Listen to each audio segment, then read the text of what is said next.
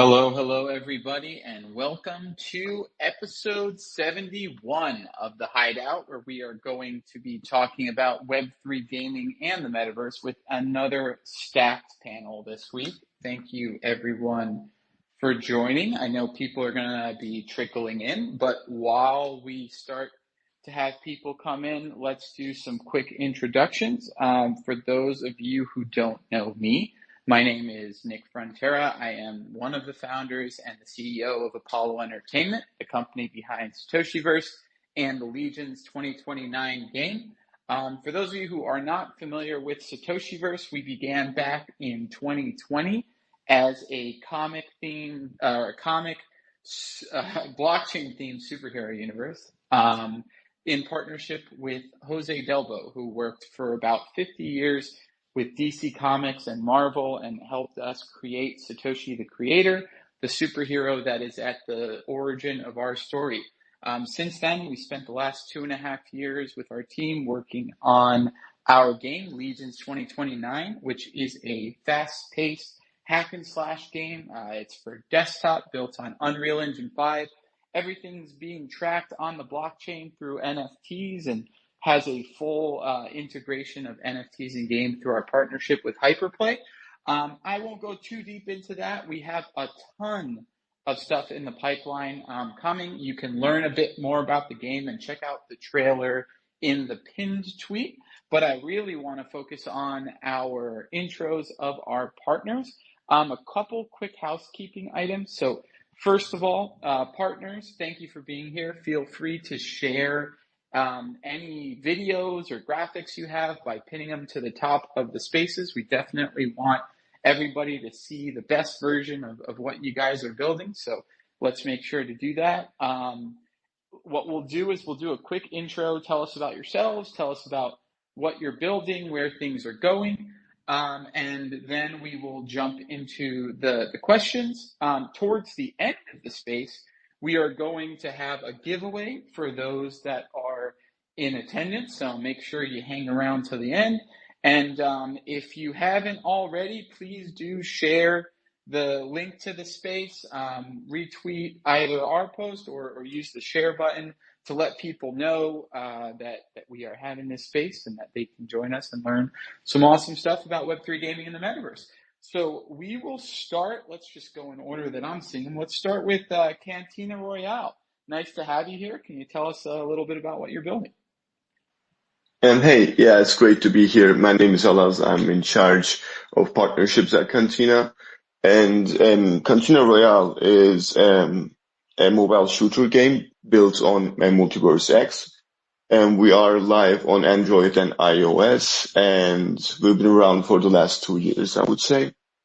And we have several game modes. We have team-based modes. We have a solo battle royale mode and bi-weekly tournaments. And it's a pretty fun game. So for those who don't know about us, I would really suggest checking it out. Thanks. Incredible. Well, I'm glad to have you here and excited to dive into some questions and learn more. Let's jump over to Lizards or Lizards.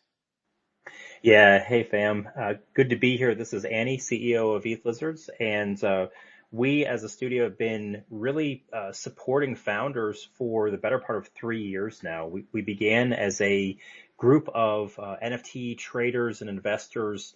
The project started with a handful of Crazy Lizard PFPs that launched in 2021. Since then, we've grown to invest over $3.5 million in pre-seed and seed round startups across Web3 gaming. And then last year, we took the decision as an organization to expand with our own gaming entity. And so we are building a series of mini games and metagames connected with many of the top studios in the sector, beginning with Illuvium, and then moving on to our next groups of studios like Parallel and Wildcard and Dimensionals and so forth. And so each of these teams we have a very, very high regard for. And we believe that the future of the metaverse is likely not going to be a single studio that captures the attention of all gamers everywhere, like you might envision in Ready Player One. Instead, it's more likely, at least for the next few decades, to include a lot of really good title studios and third parties that are building connections across them in ways that allow players to carry their virtual identity, community, and experiences from one top tier game to the next. And so that is what we're building with our metagame activities. So pleasure to be here and chat with you guys on the panel today. Incredible. Well, great to have you here too. And, without the support of community members and people supporting founders in their projects, I don't think any of us would have been able to get where we got. So really appreciate all that you guys are doing. And I couldn't agree more on what the metaverse is going to look like, at least in the early stages. And I think anyone who's seen Ready Player One knows that it's probably better if we have a little bit of decentralization around how the metaverse is actually being created. And just as a little additional background, I was a lawyer in the entertainment industry for 5 years before I started in this wonderful space. And the possibilities for cross-platform collaborations, licensing schemas through NFTs was actually the thing that really got me excited about the space and what could potentially grow out of this new technology. So super excited to jump into some of these topics. I know that some of the questions we're going to get into might touch on some of this stuff. So real excited to hear more. Let's go over to Portal Fantasy. How you guys doing? Hey everyone, it's Kase, founder and CEO of Portal Fantasy. So super happy to be here. Thank you so much for the invite. So we're a creature capturing RPG where you can also create worlds for others to play. So there are 2 roles in the game. As a hero, you can journey through an epic story campaign, you can capture creatures, solve quests to unravel the mysteries of the land. And as an architect, you can use our map editor to design and create your own worlds for other heroes to play. So we are fully multiplayer and online. So there's PvP and co-op with friends. We'll be launching on Steam, web, and mobile later this year. And we're backed by top funds across the space in Web3 and Web2, including Makers Fund, Hashed, Avalabs, Polygon, and more. So yeah, very, very excited to be here. Very excited to talk about the metaverse and gaming as well. So thank you for having me. Amazing. Well, as someone who grew up on Pokemon and Diablo, I think creature capture and RPGs are buzzwords for me. So really excited to learn more about what you guys are building and talk about these topics. Now let's jump over to Planet Atmos. How are you guys? Very well. Thanks for having us.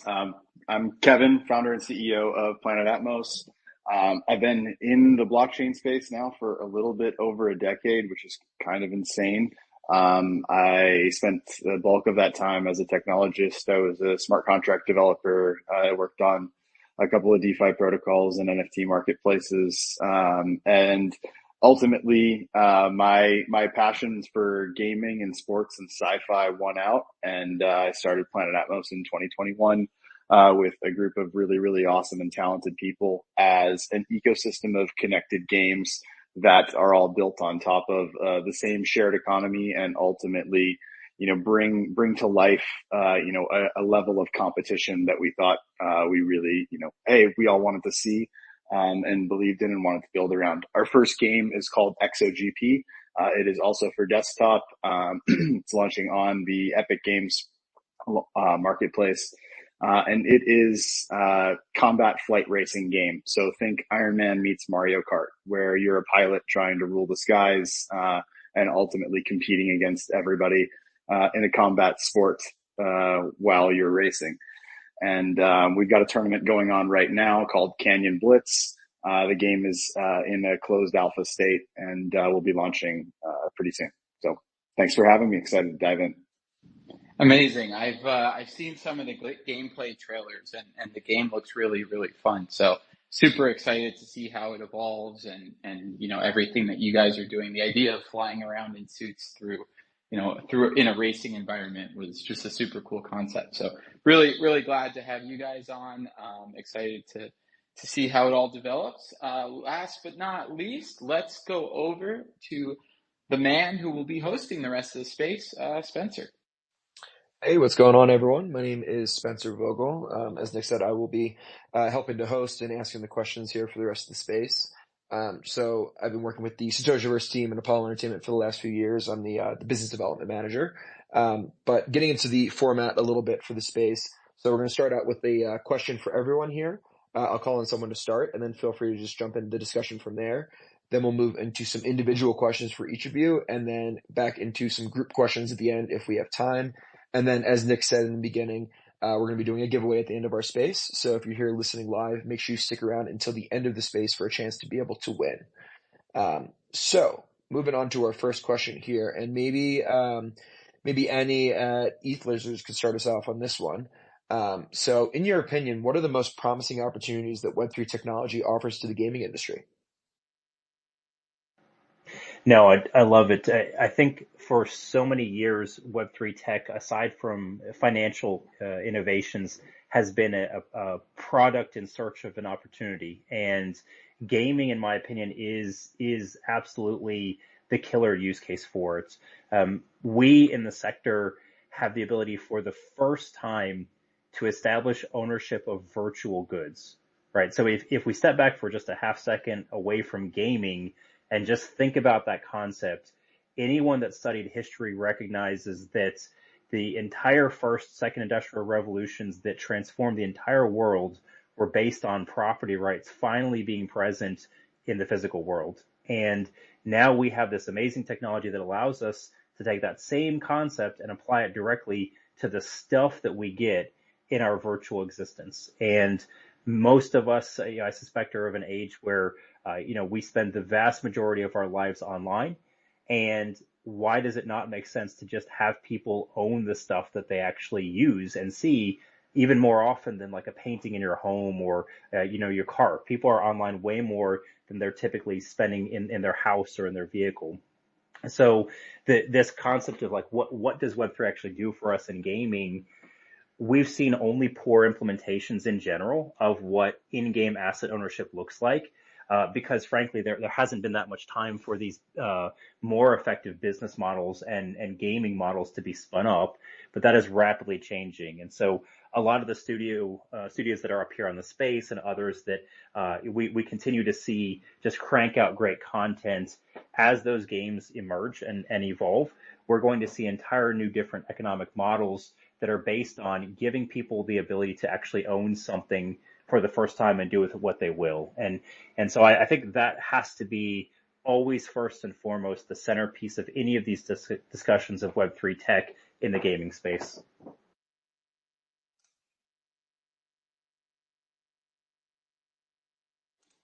Yeah, I think that's spot on. I mean, I think that I mean, well said, right? Property rights absolutely are that they make any economy stronger, right? Inherently. A lot of times I give the analogy of thinking about I like to use sports as a reference, but specifically, I played ice hockey, and ice hockey is not the cheapest sport, and it requires a lot of equipment. And, if I had quit playing ice hockey as a 6-year-old, and my parents had just spent, at the time, I think, $600-700 on, all this gear that I was going to grow out of in 6 months. At the very least, they could have gone to this put it up on, at the time, probably a newspaper ad or early Craigslist or Play It Again Sports or whatever it was. They could go get probably 60 or 70% of the value back out of that. They're not getting 100% of the value of that thing, but they had the ability to recoup some value from a physical good that they bought. And with blockchain specifically, right? Blockchain is good for really one thing. It's proving and trustlessly transferring digital provenance, right? And at the end of the day, that gives us this fantastic ability to build around and ultimately give more opportunity to our users and our communities. I love that analogy, and actually I want to build on it because I think it's interesting, and people miss this in the space so much. In your example, your parents could only get, as you said, maybe 60% of the value of your ice hockey gear if they were to go and resell it to someone else. What if, though, let's pretend for a second, your name happened to be Wayne Gretzky or Mario Lemieux or someone like that, right?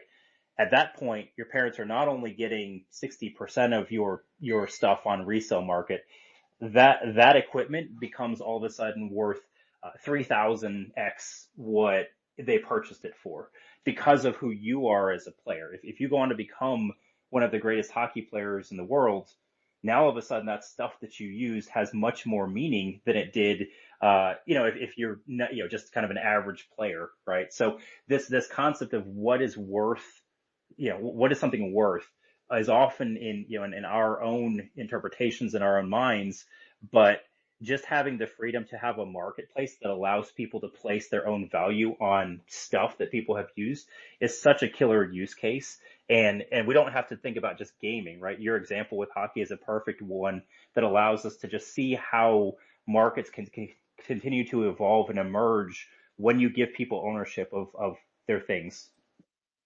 For sure. I mean, that you're talking, in terms of that, historical piece, you've effectively, or we've effectively all made everything have the potential to be a collectible, as opposed to just the idea that it's inherently a collectible because we've made something that you can collect, right? Even items that aren't necessarily meant for that or have a different specific utility within a game, within an ecosystem, or otherwise, now have collectability because of what they are. Yeah, 100%. I couldn't agree more with you guys, and I actually want to unpack some of these concepts a little bit. And I think those who have joined in the past have heard me make that physical to digital analogy many times, and I'm glad that you made it because I think it's such an important one. If we really start to think about what that means at a more macro level. So, I mentioned that back in 2017, I got involved in the space because of the legal possibilities. And so when we start to talk about, what does real property rights over digital assets mean? Some of those property rights can be conveyed contractually, right? And a lot of those property rights have been conveyed contractually for a long time in the gaming industry. But what we really have the potential to see is maybe the 4 to 5 decades worth of property rights regulations and case law, and just different guidelines for licensees, licensors, consumers, that it has existed in the physical space for many decades, now can in theory be extended to the digital space. And that's significant because when you look at the law around digital assets, as in terms of standards, not necessarily in terms of contracts, right? But in terms of regulations, what rights do you inherently have in digital property? It's very, very different. Because prior to NFTs, the only thing you could really do was license and sublicense IP. Now what we have through NFTs is this tangible digital object that's separate from the IP that it points to. And what that's going to do, at least in theory, what it can do is open up an entire new schema for regulators to look at and say, okay, this looks a lot more now like the physical world does, which means that we can apply a lot of the laws that we've applied to the physical, property world to this digital property world. And beyond that, what it's going to do, I think, is accelerate the amount of licensing and sub-licensing that we see. And that's because we now have something that's not only more tangible, that can be, conveyed from one person to the next, that can be used in different environments, but it's able to be authenticated. And so, prior, and I'll give an example, if I wanted to go to DC, I could buy, let's say, a Superman skin. And before, my options were somewhat limited in how I could own that Superman skin. So, for example, DC might have a deal with Fortnite, right? And so I can go into Fortnite, I can buy that Superman skin in Fortnite, and I can use it in Fortnite. Part of the reason for that is because if I wanted to play CSGO, CSGO doesn't have an easy way of confirming that I own that skin in Fortnite, right? Because that's being stored on their servers within their kind of closed garden.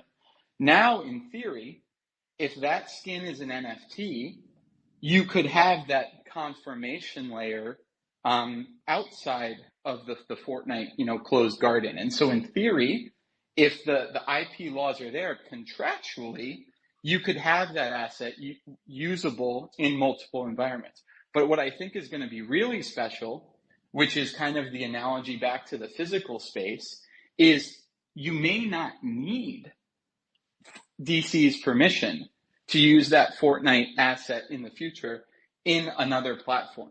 What you need is a set of default rights that apply to all digital assets that are NFTs, just like there's a set of default rights that apply to all physical assets, right?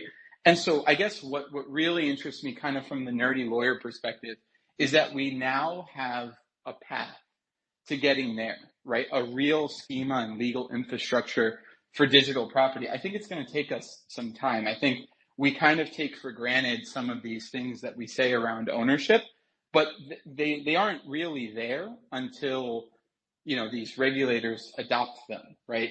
And so we do need that confirmation from the regulators. We need that confirmation from the courts. And I think we're slowly but surely getting there. But the future, the potential that's arisen out of NFTs in that respect is much more significant than I think, the cute PFPs that we're all, sporting on our profiles.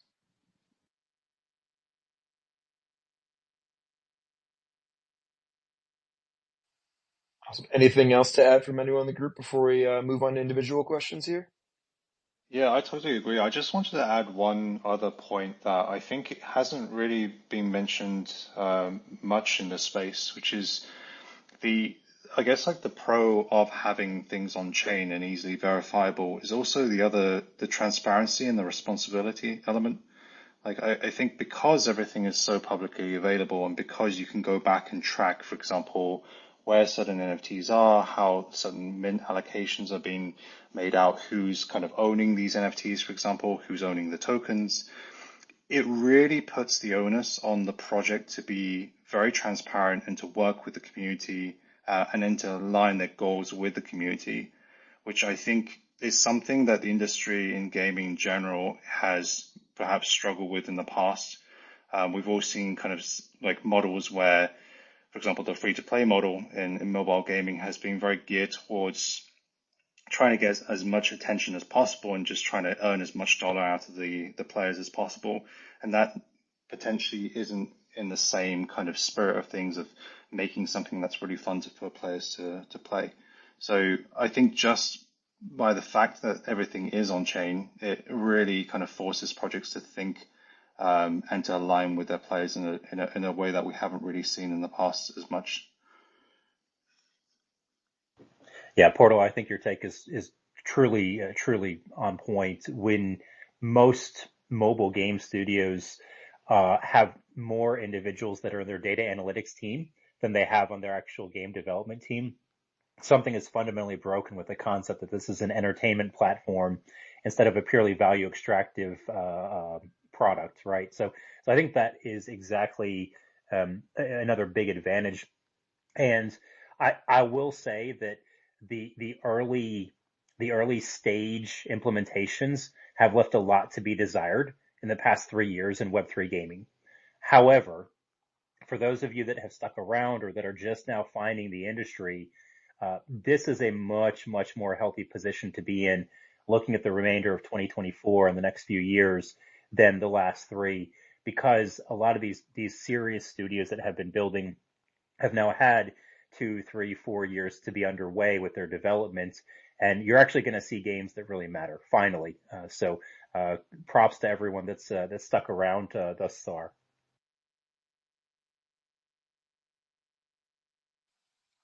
Awesome. Well, I think it's time to move ourselves on to individual questions here. And so the first question is going to be to Alaz at Cantina Royale. So what are some of the challenges that come with integrating Web3 into specifically mobile games? Great question, and I think it's also very important. So the biggest challenge for us was the idea behind Cantina was to create a game that is appealing to both Web2 and Web3 users. One of the challenges here is that you need to keep all the Web3 functionality for the Web3 community, but you also want to make it as streamlined as possible to onboard as many Web2 users as possible. And this comes with a lot of UI and UX challenges, and also it's affecting the experience of each persona. And another challenge would be basically segmenting the user base, because Web3 users and Web2 users, gamers, have totally distinct characteristics, and you acquire them in different channels. So it's adding a layer of complexity to the whole user acquisition and process.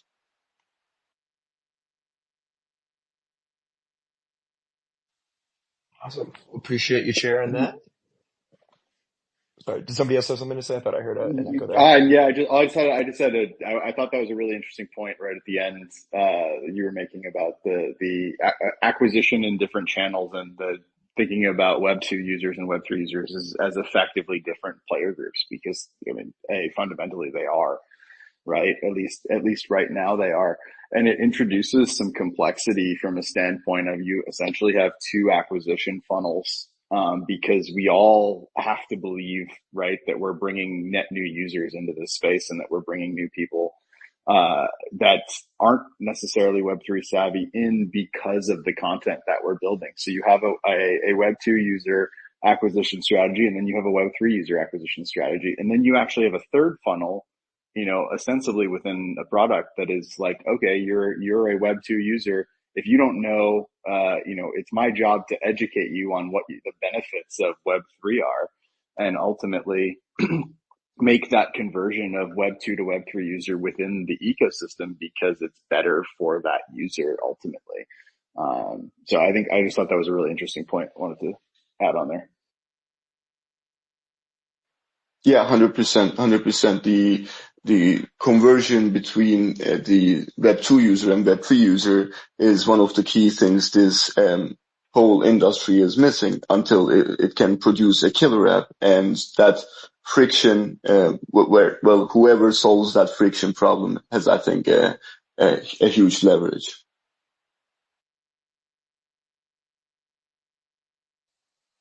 Awesome. Well, that was a great example, but yeah, feel free, even though these are individual questions, if any of you guys have anything to respond to anyone's, answers here, feel free to jump in. So moving on to our next one though, to Annie over at ETH Lizards. So why do you think DAOs are an effective governance tool, especially as it relates to Web3 gaming? Yeah, so maybe I'll reframe that just a little bit. I think that DAOs are a potentially highly effective tool in terms of governance when it comes to gaming. Frankly, the entire concept of a DAO exists because it theoretically allows us to align incentives between community members and holders and interested stakeholders in a project in a way that's really difficult to do. And we have centuries of human experience of government to fall back on to know a lot of things that don't work very well.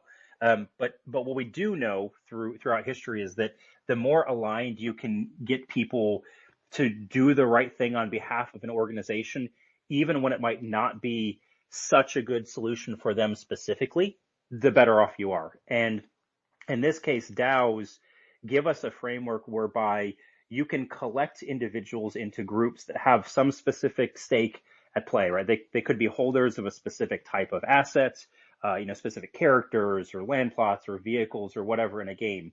They could be individuals that are playing in one particular title, underneath a studio. And so you could have like game specific DAOs that, for instance, roll up underneath, Tencent or someone else. In general, the primary value that gives you is closing the gap between the player base and the dev team in a way that we have not seen. And frankly, as I think Portal mentioned earlier, like with mobile, we've only seen game studios and developers get further removed from their community over the past couple of decades as the monetization approaches have changed in the gaming industry, right? Moving free to play in particular, I think, had a major impact on that. But it has continued to get worse and worse as monetization is more microtransaction based rather than, purchase a full-fledged game and, you get access to play it indefinitely. So I think DAOs give the ability for a gaming community to be able to interact in a more favorable way when implemented correctly. And we've seen, a lot of, I think, growth in the past few years. I've been involved in a number of DAO organizations as a community member, voter council member, and, now a team lead as well. And I think we have a long way to go, but I think a lot of people that give DAOs a hard time also fail to recognize that this entire infrastructure that we're building out for it is less than a decade old. Whereas if you look at, that compared to how effective human governments are, we've had millennia and those still don't function perfectly. And so this is a case where I think you don't throw the baby out with the bathwater. You need to make sure that we give the entire industry a chance to really continue to evolve in this space. Yeah, I wanna unpack some of that a little bit because I think there were a lot of interesting points there. And, I remember when I came into the space, I came in through Decentraland, and that was my first, experience very early back in 2017, 2018 with this concept of DAOs and DAO governance. And, I was able to be part of some of the early proposals and kind of talk to the team and talk to the DAO and understand some of the goals. And it really struck as a very interesting, at that point, I think it was a very interesting experiment. There were a lot of what we could achieve with this, but there was a lot of learning what we may not want to do, with DAOs and a few use cases came up that became particularly apparent that they were good uses of the DAO or potentially good uses of the DAO. And then there were a lot of points where it felt like by pushing things to the DAO, we were inserting just tons of inefficiencies that were somewhat needless. And so I think what you said, if done correctly, I think it's very difficult right now for us to know what the correct way is. And I think that's why it's so important. The other point you made that it's young, right? We are experimenting, particularly with DAOs. We are looking at finding ways to incorporate, user and community voting. I do think that there are a lot of challenges. I think one of the more straightforward applications of a DAO that I think, is fairly, well tested is DAOs for the deployment of community capital. I think we've seen some really good implementations of, the right incentive alignment when it's basically you spend a certain amount of money to get an ownership stake in a token, and therefore you have a role in determining how that token or treasury is distributed.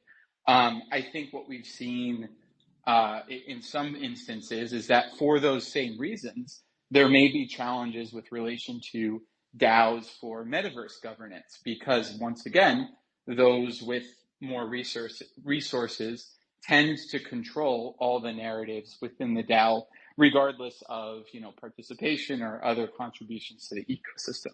And so I think finding that balance, in between some of the use cases and like you said, maybe not making DAO governance based on token ownership, maybe finding, a one vote per human type of system or a holder type of system, or you create some sort of, activity in game that grants you the vote and those people can vote with the DAO infrastructure. I think there's a ton of structures that could become very, very interesting, but I see a lot of hands up. So I'll stop talking. Let's jump to Planet Atmos and then we'll come back to Blizzards. I think one of the points you brought up in there was about how this is an early problem, it's an unsolved problem. But I think one piece that is kind of critical to point out is it's not just incentive alignment with the DAO that has to be occurring, right? It's also you have to have education within that DAO to be capable of making decisions. And then beyond that, there are or there should be no two DAOs that are alike, right? There are lots of things or entities that are building frameworks to make things easier from a decentralized governance perspective, et cetera. But the reality is that no two DAOs are setting out to solve the exact same problem or have the exact same makeup. And so the ways in which, those groups are transferring information, communicating, and ultimately trying to make decisions are not going to be the same. And so each one of them kind of has to solve those problems for themselves. And ultimately, decentralization is an ideal, right? It's an ideal on a spectrum, or it's a spectrum that is a path from centralized to decentralized. And when you're early in any project, you are more centralized than you are decentralized because you have a small group of people that are making decisions that potentially affect a lot, right? In using games as our kind of backbone here, right? The game studios have traditionally been highly centralized entities that make all the decisions. And by giving property rights to users, by putting things out there in a decentralized way, we're progressing along that path.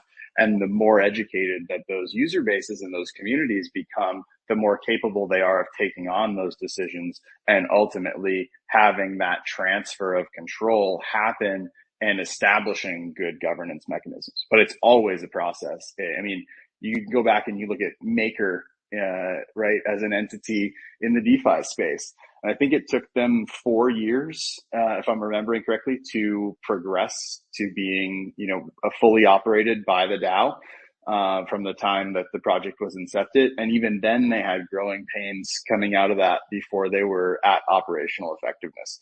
So, and that's probably one of the best examples of something, that I can think of anyways, really progressing consistently along that path and that mission, kind of throughout its entire life. And now they're arguably the largest player in the DeFi space because it underpins pretty much everything.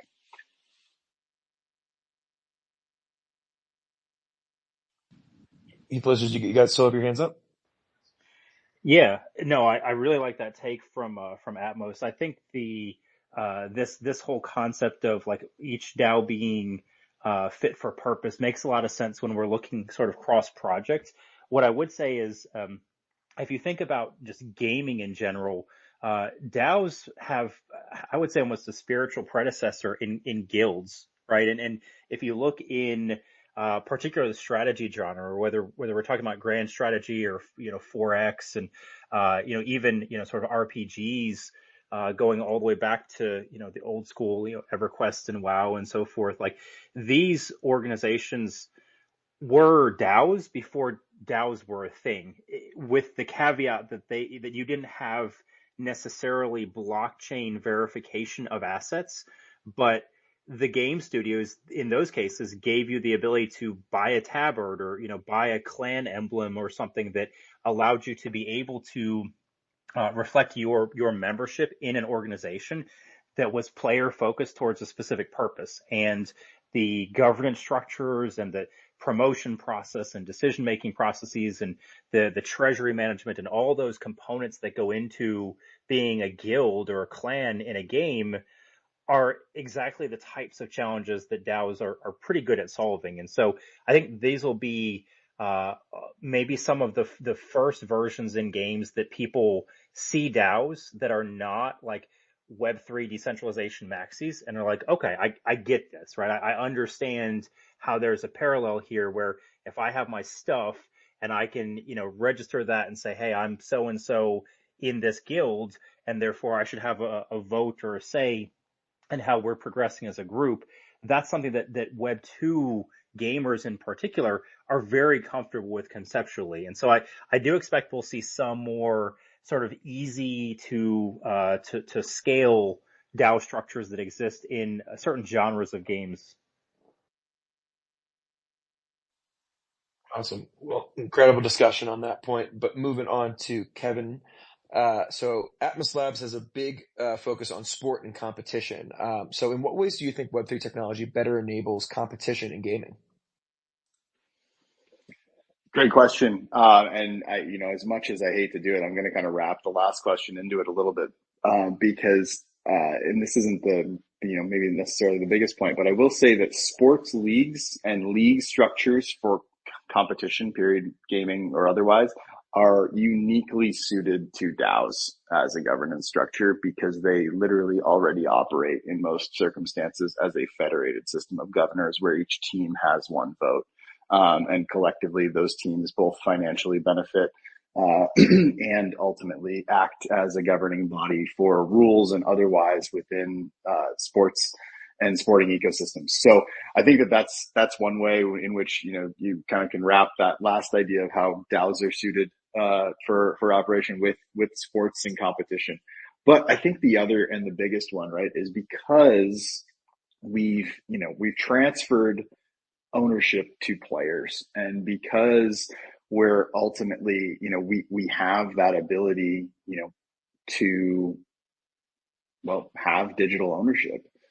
Ultimately, that means that players can have real risk and real reward, and that changes things, right? Because in a digital space, in the esports industry as it exists today, you do not have the ability to replicate what you have in the sports industries from a risk and spectatorship perspective.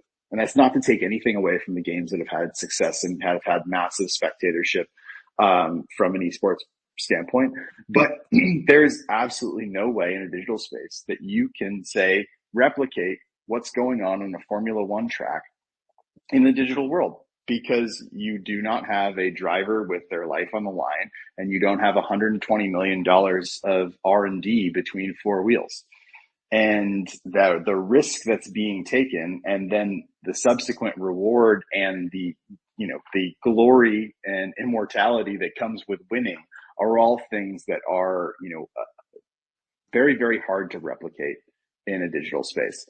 And now, because you have ownership, you have the ability to put things on the line in a material way and level up that spectatorship component and level up that competition component and the legacy component, going back to, our conversation earlier, talking about, that idea of the history of things being on chain. Well, if anybody's familiar with the Stanley Cup, right, ultimately, everybody who participates in winning hockey's highest prize ends up with their name etched on that Stanley Cup. And that's like one of those really, incredible sports moments that exists. And it, from a tournament and a competition perspective, we have that ability to etch people's names in history, or wallet addresses, or, ENS addresses, etc., whatever it may be. But ultimately etch those things permanently on chain in a way where they're, part of that reward structure is permanence. And part of the, competitive experience is ultimately that there can be risk on the line, and that there can be reward, and that reward is ultimately, has financial value in those competitions. And in that way, we're able to replicate the types of economies that exist in traditional sports within Web3 gaming. Really love that perspective, and also the comparison to professional sports there. I think that really ties it together and helps visualize it. So appreciate the response. And then final individual question here is for Kazai. So Portal Fantasy has a Webtoons comic that ties into its gaming world. And so I was wondering if you could tell us why you think storytelling is so important in general in gaming. Yeah, sure. I think for us, our primary goal is to make a great game. Like, we started this project because we were massive fans of the original kind of Nintendo sort of games. We just wanted to make something that appealed to the sort of, I guess, the people that we were as well as we were growing up. And I think we've realized as we were making this that, it's fundamentally an RPG. Players need to be immersed in the story. They need to understand, why am I making these, completing these quests, or why am I making these journeys, and who is this person in the game, and what's their backstory?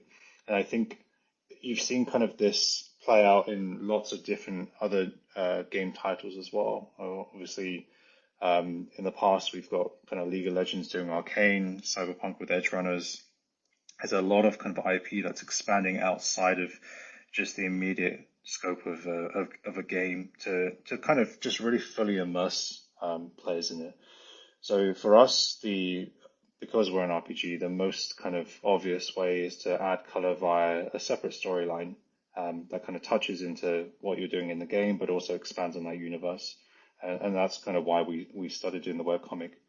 The webcomic itself on Webtoons is at the moment giving an intro to how you kind of end up in the universe, why you're making certain decisions, and kind of shares a little bit of light on some of the characters in a bit more depth. And the plan really is to expand on this and use it as a base for even more lore in the future as we're adding more things.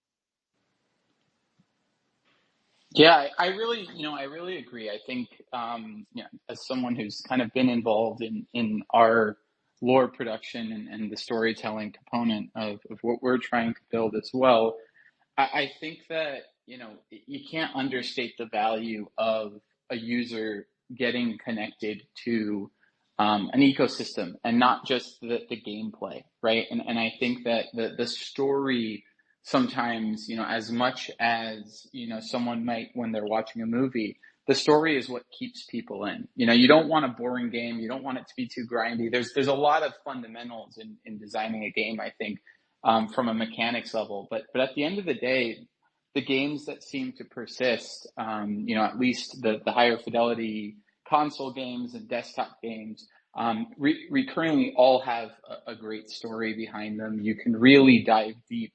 And that's what creates, I think, fandom around the game and allows for a lot of opportunities beyond just gameplay. And what I think we're going to see now, as we start to talk about, well, where are things going, right? What happens when we've got AR glasses that can project in real time and everybody's walking around with them? Or what happens when VR is much more accessible and doesn't make you nauseous every time you put a headset on? Or, what do games of the future or movies of the future look like? And I think we're going to start to see a blending between all these different things, right? All these different mediums, whether it's gaming or movies or, galleries or art.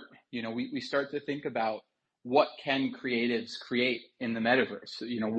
What does the kid who would have grown up as a painter now do if they have a VR headset and a 3D environment to work in? Are they still a painter, or are they creating the art of the future, which may be experiential art that takes us to places that we haven't been? And I think the same can be said for storytelling.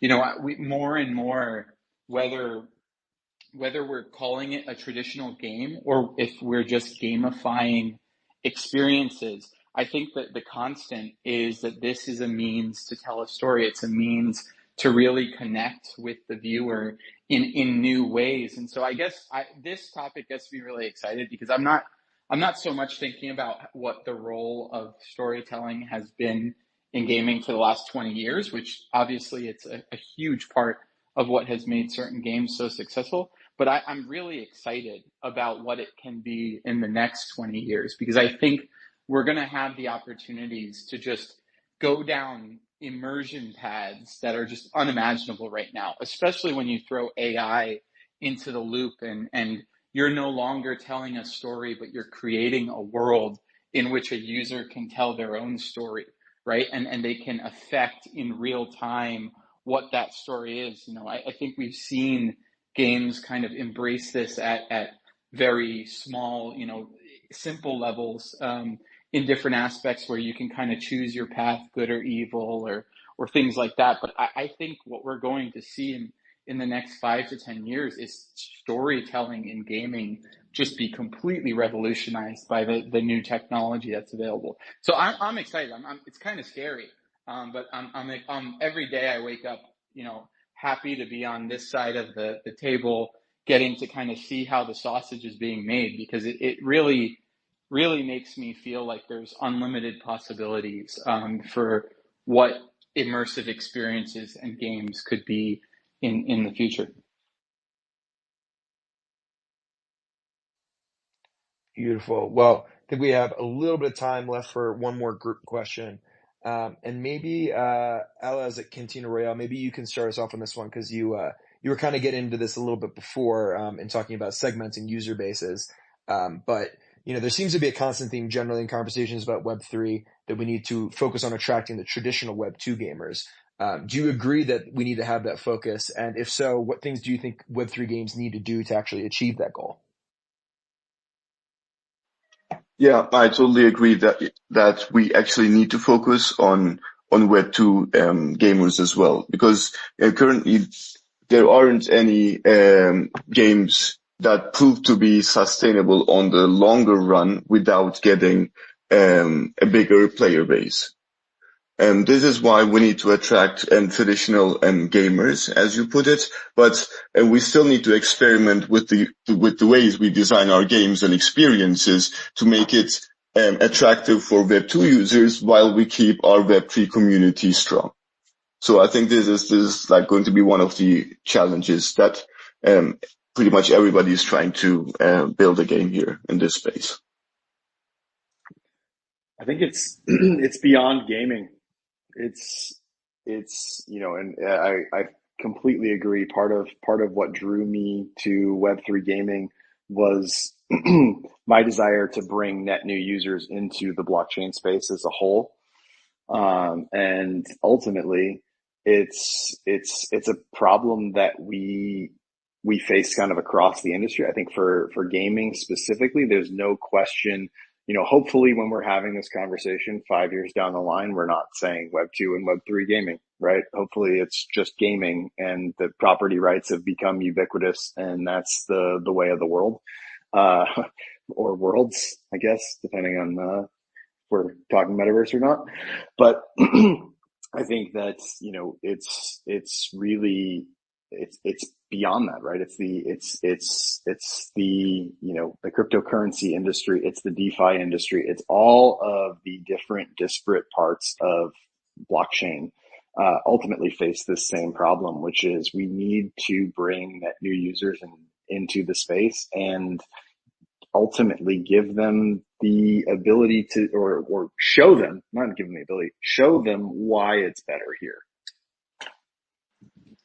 Yeah, go ahead, sorry. Oh, sorry. Yeah, I was just going to echo a lot of what Amos mentioned there. Sorry. Yeah, I was just I totally agree with this point. I think one side here as well, I think it was mentioned earlier in the spaces, I really, really agree with is let's stop looking at blockchain and advertising blockchain as a solution to a problem that doesn't necessarily exist. I think blockchain is an incredible technology. It's the same as the things that have come before, like big data and AI. These are all tools that are used to enhance some experience for an end user. And for us in particular, it's for gaming, like how do we make a game or a player's life better? How do we make games more fun using it? And one of the things that we really believe when we started making Portal as well was it's not about shoehorning blockchain in every single area. Like I don't feel as if that kind of benefits anyone really. I think it's about getting the players on because we have a good game and then showing them that here, look, here's what blockchain technology can do to enhance your experience. And you're free to try it and we can show you how to do it and we can get you set up very easily. But it's not something that you have to have as soon as you get into the game. And I think we are definitely moving towards that space in these years as well. And I really like to kind of see that happen more, rather than just trying to kind of force everyone to adopt blockchain just because it's blockchain. Yeah, I think the point that Atmos was making a minute ago is spot on. That we need to oftentimes in Web3 expand our time horizons. This is a big problem that many of us have. Is we're always focused on the next few hours or days, and not nearly enough on the next few years. And I think I posted back in 2022 that in 10 years' time, gamers will regard studios that don't give them ownership of their own assets as effectively thieves, right? If you go to a car dealership and they say, "Hey, I'm going to sell you this car, but by the way, like I can take it back anytime I want, and I can decide you can't go drive it if you tick me off, like that whole concept would just absolutely boggle your mind today. But we absolutely accept that from gaming studios today 100%. And so this idea that like the entire approach is wrong is one that's really evolved over time, and just become the way that things are currently, but that will not be the way that they stay indefinitely. And so, we likely just need to kind of broaden that time horizon where we're looking, and I think there's major progress being made. I look at, for instance, some of the Parallel and Hearthstone, back and forth over the past couple of weeks that has gone on. And, you look at some of these studios that are really beginning to get to the point where they can start to make hay with their Web 2 counterparts, where the games are now far enough along that all of a sudden there is competition. Gamers are going to begin taking notice, and it's not going to be that long before we see some of these Web3 titles begin taking at least reasonable market share, that makes these more established studios sit up and take notice, to the point that eventually, we will just assume this is the way gaming should be, and it's not Web3 gaming anymore. Yeah, I think just to add slightly, and maybe it's a little bit contrarian, I guess what I would say is that, I feel like gaming is somewhat unique in the sense that it's one of the more obvious and better examples of blockchain as a technology. You don't really have to force the narrative because the use case is there. And so I think what we're going to see, and I guess the contrarian point is that I do think there is some experimentation happening within the Web3 gaming space with smaller projects, more niche studios that are community funded, where they're able to kind of navigate in a way that, at least for the foreseeable future, a lot of their users are going to be Web3 native users. And I think that there are, fully on-chain games and kind of different types of games pushing different narratives within the space. And I think certain ones are going to lend themselves better to a Web3 crowd. I do think, I totally agree that as an industry, we need those net new users. I guess my perspective is that I'm not sure that the biggest influx of those net new users is going to come from a Web3 native game. I think what we are likely going to see is the developer related use cases of Web3 proven out, the business models for developers around Web3 proven out over the next couple of years from, several big gaming studios. I do think they'll acquire, enough market share to be relevant. And I do think Web2 users will start to pay attention. But my guess, at least my bet, is that one of the major AAAs is going to put out a game or incorporate Web3 technology on the back end of one of its bigger titles eventually, and that will be our biggest onboarding moment, and users won't even know that they're using the blockchain.